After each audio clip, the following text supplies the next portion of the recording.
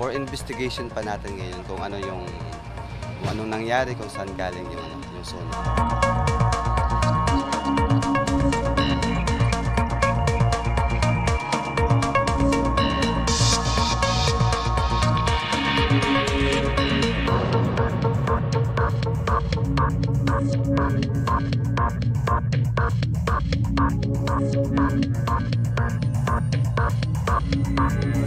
Hindi po ako talaga pumasok po. Naglalakad lang po talaga ako pa uwi.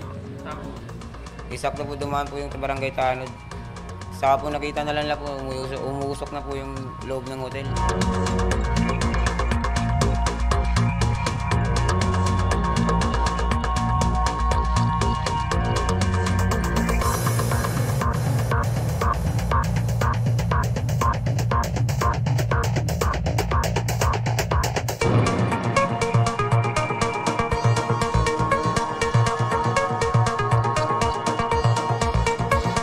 Tagal na kasi dito ninanakawan dito sa loob.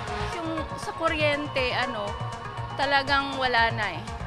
Pinuto na nila lahat, tapos kinuha nilang mga wiring lahat.